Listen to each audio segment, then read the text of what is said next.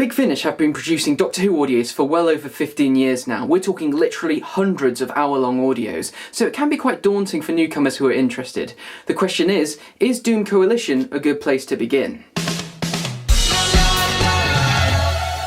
The 8th Doctor's already featured in 4 series of audios and 4 box sets for a story called Dark Eyes, but apart from the odd throwaway line about a previous adventure, it's not too difficult to keep up without having listened to his previous stories. You do have to be fairly familiar with the classic series. Gallifrey and the Time Lords do play an important role in this story, so it's worth going back and watching The Deadly Assassin and the 5 Doctors, the latter of which is just the best. The basic premise of the first story, The 11, is that there is a Time Lord criminal known as the 11 who's escaped from confinement on Gallifrey, and it's up to the Doctor and his companion Liv to stop him before he does too much damage. By far the best thing about this story and this box set as a whole is the villain of the 11. It's not often we get a recurring monster within Doctor Who that sticks. Since 2005 when the television show returned, there's only a couple of recurring ones that I can see lasting more than a decade, but with the 11? Wow, I really want to see this realised on telly. I can't believe no one's thought about this before. He is the best. The 11 is basically a Time Lord that's got all 11 incarnations inside his head, which means a constant clashing of personalities. It is difficult to achieve this in audio form, and whilst, yes, it does mean you can't tell which incarnation is talking all the time, there are at least 5 very distinct and recognisable personalities, which help to sell this villain for us. I particularly enjoy the conflict that arises from the 6th and the 8th incarnations. Of course, we can't not mention Paul McGann's Doctor. Our blessed 8th Doctor hasn't had much time on screen, which is actually a crime because he's well lovely. It's great that Big Finish has given this incarnation more stories. Next up in this box set we have the Red Lady, and man is this a cracker. An image of a red woman in a painting appears as a speck in the distance, but to the first person that sees it she gets closer and closer and closer until... yeah, this is creepy and great. It's an original, imaginative, horrifying concept, and it's dripping with atmosphere. I love how much they leave open too. It's masterfully unsettling. We've also got a new companion in the form of Helen Sinclair. It's always good to have a fresh pair of eyes on board the TARDIS, and she plays an interesting role in The Red Lady, but for the rest of the box set it feels more like she's meant to be the one learning the ropes and asking questions, which does get a little in the way of her character.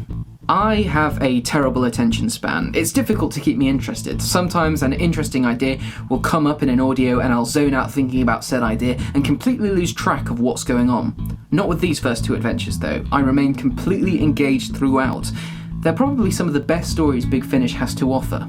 The next story is a bit more of a run-of-the-mill adventure. That doesn't mean it's bad, but it does seem a little out of place after 2 really innovative pieces. The Galileo trap sees the Doctor and his companions in Renaissance Italy to meet the Doctor's old pal, yeah, you guessed it, Galileo. The main strengths of this one are the quirky characters, specifically the villains of the story. It's quite nice to have something slightly more relaxed. I emphasise the word slightly after 2 very intense stories.